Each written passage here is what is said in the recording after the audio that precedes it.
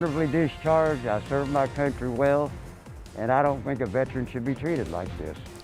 Robert Walton was exposed to Agent Orange during his tour of duty in Southeast Asia. Now he's fighting to get the health care he was promised.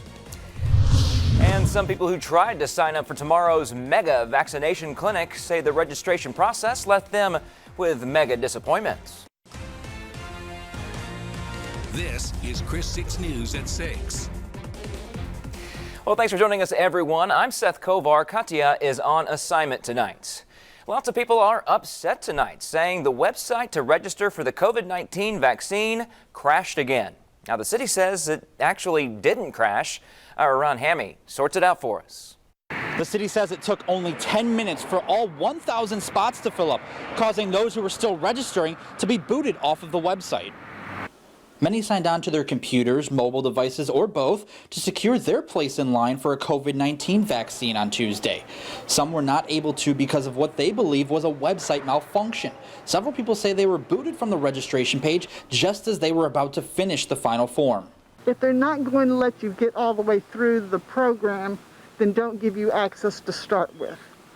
So it's not fair. It's just like the mess up last week, letting too many people in. And this week, they're disconnecting people. According to the city, those who tried to register after the slots had been filled received a message saying server unavailable, please try again.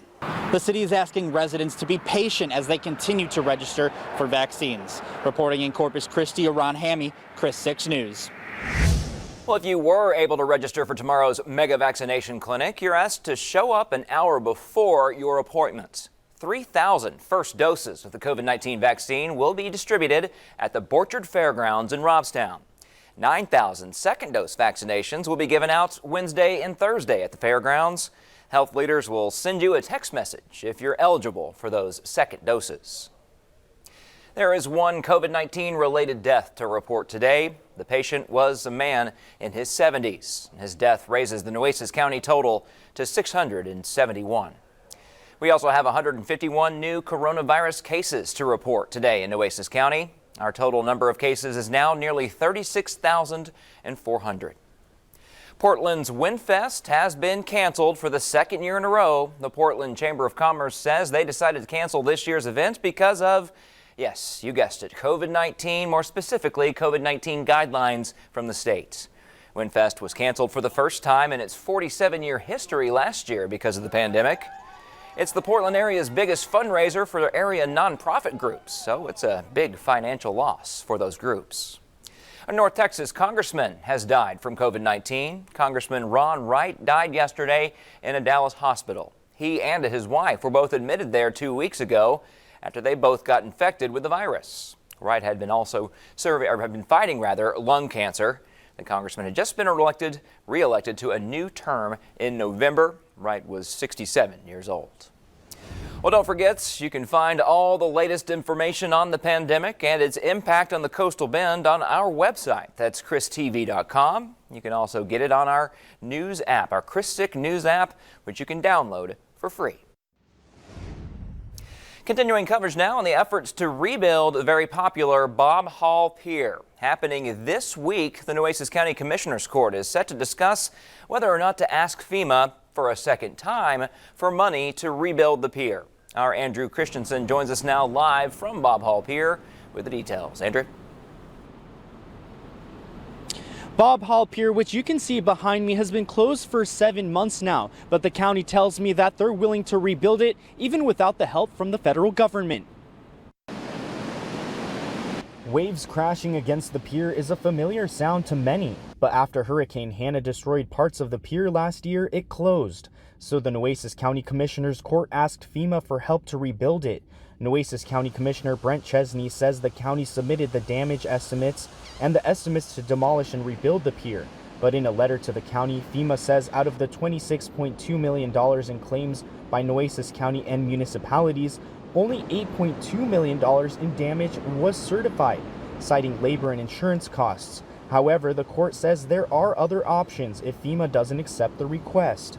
Our advisor has told us that we can borrow up to $50 million for projects in Nueces County. The plans are still to demolish the pier and concession stand and reconstruct them, but the observation deck will stay the same. Betsy Gilman is visiting the area from Albuquerque and hoping to move to Padre Island, saying it's unfortunate the pier isn't accessible. If we buy a house here, that would be a definite plus and a place we would come, you know, to hang out. Chesney says FEMA does grant a portion of the money at times, even if it is not the full amount of a request, and says he's hoping the county will receive any amount if possible. He says the court is fighting hard to move the process along quicker. I think you'll see Bob Hall agenda items on pretty much, I'm going to bet, every court meeting between now and probably the end of May, just because I think there's going to be things on there, whether it's paying a bill or discussing the big picture.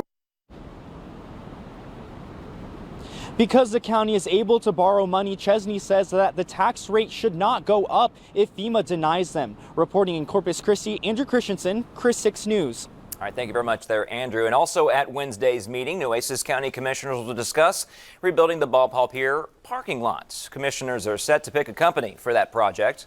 They're considering rebuilding the parking lot with concrete instead of the original asphalt. That'll make the estimated cost just under $2 million. There's no word yet on when the parking lot could be finished. All right, well, on this Monday, we saw temperatures warm up in spite of all these clouds. And now that they're thinning out, we are going to see some fog form tonight. And that's the big thing in the short-term forecast. You can see the clouds here, but they're thinning out to the west and the east. We're at 72 degrees right now. Seawater temperature 66, 77 in George West. The day planner for tomorrow, morning fog, 61 at 7. The low will be 59, 76 at noon. We'll see more sun tomorrow afternoon, and it will be warmer because of it, and an afternoon high of 82. We talked about Arctic air last week. It's on the tracks, and it's going to be coming through. When does it happen? In a few minutes, I'll be back to tell you all about it. In tonight's Veterans in Focus, we bring you the story of a local man who was exposed to dangerous chemicals while he served in Southeast Asia. It happened and affected his health, but as our Greg Chandler reports, he says he can't get the help that he's entitled to. While Robert Walton didn't fight in Southeast Asia, his unit served a very important mission. And ever since he's come home, Walton has been fighting for his life, and he's gotten very little help from the VA. When I got my file, I can't seem to get anyone to listen to what I try to tell them. Walton was stationed in Thailand, working on camera systems carried aboard aircraft. He says that's where he was exposed to Agent Orange. This stuff ran down into the flight line where we worked. So we're around the airplanes. We've got the dioxin from the Agent Orange on the aircraft, on my camera systems. The U.S. military used Agent Orange as an herbicide from 1961 to 1971. As the years have passed, Agent Orange has been linked with several health problems, including ischemic heart disease, which Walton has been diagnosed with. Walton says his early claims were denied by the VA because he was in Thailand, not Vietnam. I have a letter from the Air Force stating that they never use herbicides in Thailand, which everybody knows that's not true. In 2010, the VA acknowledged the U.S. used Agent Orange in Thailand. Despite that, Walton has still been denied. Somebody doesn't seem to be doing their job because the law was written, and it doesn't seem that it was being paid attention to. Walton says he's reached out to U.S. representatives and senators for help, to no avail. His last hearing with a VA review officer was in 2015. He didn't get a response until 2018, another denial. Walton hopes something can be done for him before it's too late. I'm just a veteran. I'm honorably discharged. I served my country well, and I don't think a veteran should be treated like this. Walton says he has nothing but respect for the doctors who have treated him at the VA. It's the administrators who keep denying his claims that he has an issue with. For Veterans in Focus, Greg Chandler, Chris 6 News. Thank you, Greg. The VA says it can't comment on individual cases. We've passed along this story to Congressman Michael Cloud's office to see if he can help out that veteran. Now, as Greg mentioned, Agent Orange is a mixture of herbicides used by our military during the Vietnam War. It was used, as Greg mentioned, from 1961 to 1971 to defoliate forest and jungle areas, basically to get rid of all the leaves that might conceal enemy troops. It also killed crops that were a food source for the enemy. Agent Orange, like Greg said, contains dioxin, which can cause cancer, diabetes, heart disease, skin diseases, and problems in the muscular and immune systems. In 1979, veterans filed a lawsuit against the makers of Agent Orange. A settlement in 1984 led to the creation of a $180 million fund for 250,000 veterans and their families. If you're a veteran who could use a little help these days, we want to remind you about the information page that we've created for you. You'll find it at christv.com/veteransinfocus. And we also have a hotline number for veterans in need of help. That number is 361-654-1620. Up next, how A&M Corpus Christi is helping students cope with the stress of college life in the middle of a pandemic.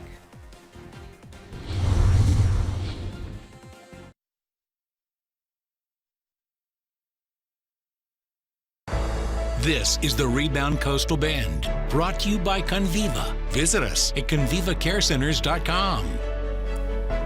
In tonight's edition of The Rebound, we're taking a look at the stress lots of college students are experiencing right now while trying to get a higher education during a pandemic. Chris 6 News reporter Jeremiah Marshall shows us how one local college is helping students out.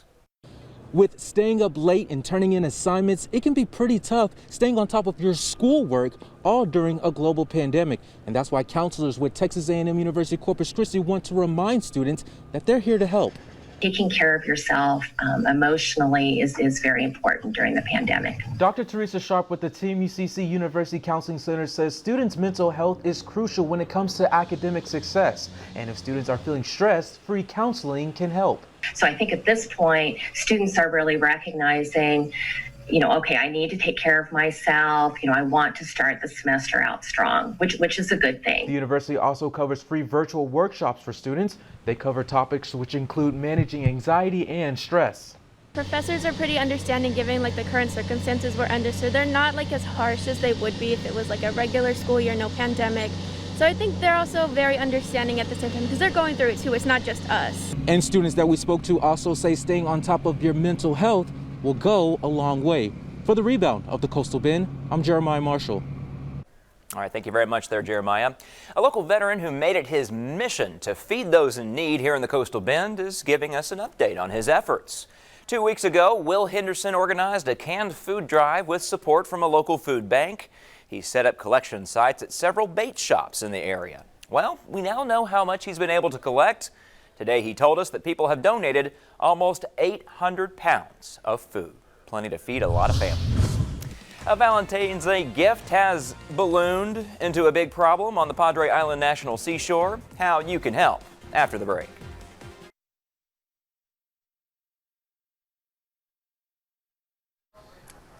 Welcome back, everyone. The Padre Island National Seashore is known for its beautiful beaches.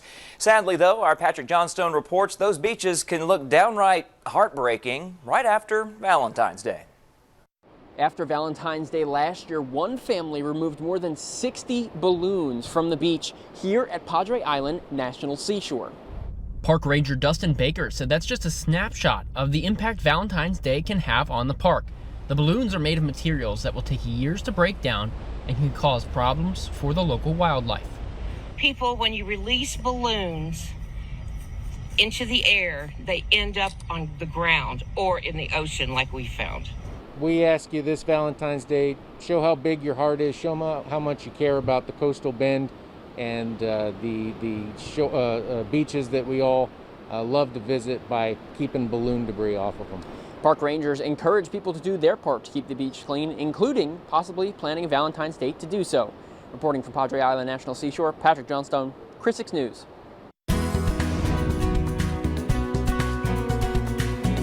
We have another edition of Tabletop on Tap tomorrow morning on Chris 6 Sunrise, and this time we're rolling out to Duval County.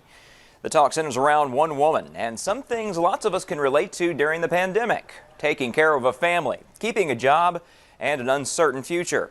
But for this woman, you can add on her being a frontline worker. And how difficult is that at a time like this? Oh, it's pretty difficult.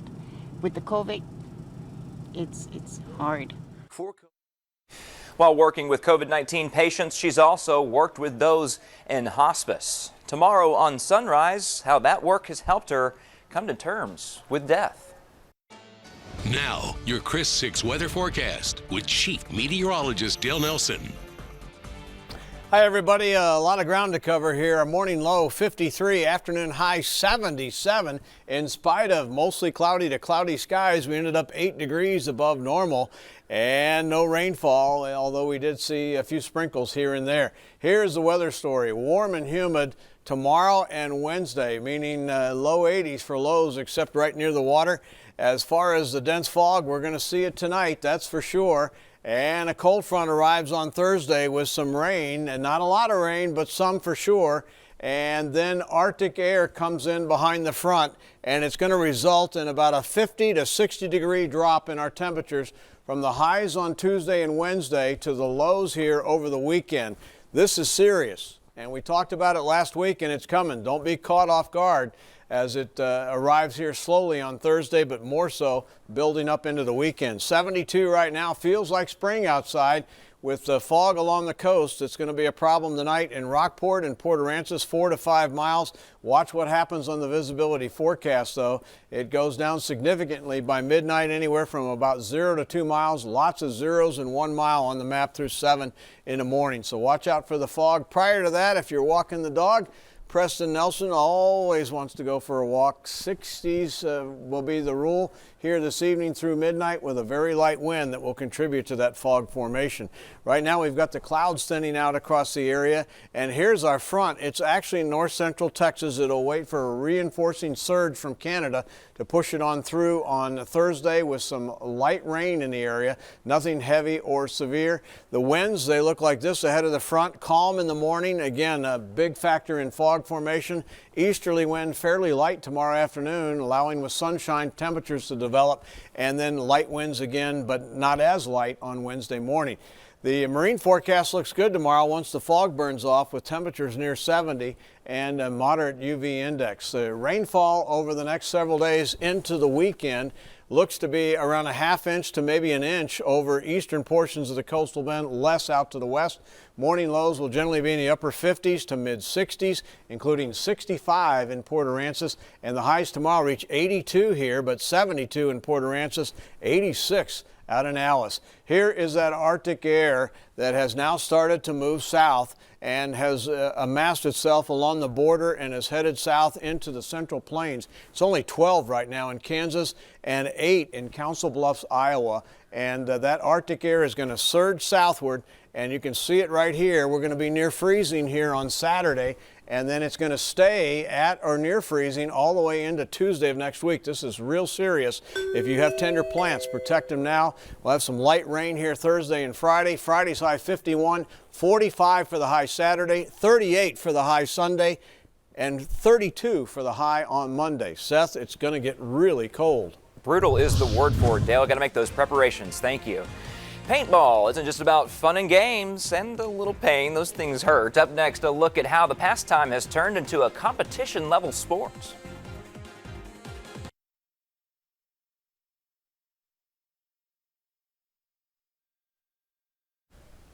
Super Bowl 55 yesterday, I hate to say this, marked the end of football season. But the seasons for other sports are just heating up, some you might not expect. Our Jeff Dubroff reports. It's time we take a dive into the extreme sports of the Coastal Bend.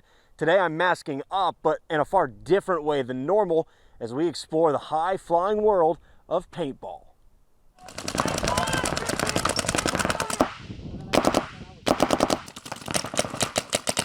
It's the adrenaline of being on the edge. It is very exhilarating, to say the least. You feel the adrenaline from the sideline. You're just like, that's crazy. Corpus Christi paintball team Malicious Intent knows how you view paintball. They think it's just for birthday parties. They're changing that. They're not here for cakes and balloons. They're traveling nationwide, representing the Coastal Bend. carpool up to Houston, San Antonio, Dallas. The sport takes practice and training. We like to do stretches, team stretches, all kinds. We'll do some jogging around the fields. We practice with our guns itself, holding your posture here and there behind a bunker, target practice. And like 5 players on a basketball court or 11 men on a football field, talking to one another is the key to success. It is 80% communication and 20% shooting. Malicious Intent practices on Sundays for 6 hours. It's no walk in the park, but sometimes you can bring the friends and the family and just have a little fun. It's a fun family sport. I bring my my 9-year-old nephew out and he loves it. As Malicious Intent prepares for another practice round, I'm going to stay as far away as possible. Not in the mood to get hit by some professionals today. For Chris 6 Sports, I'm Jeff Dubrow. It's a good look for you, Jeff. Thanks a lot. Reunited, and it feels so good for a local family and their 4-legged friend. Up next, how a dog in distress call eventually led to a very happy reunion.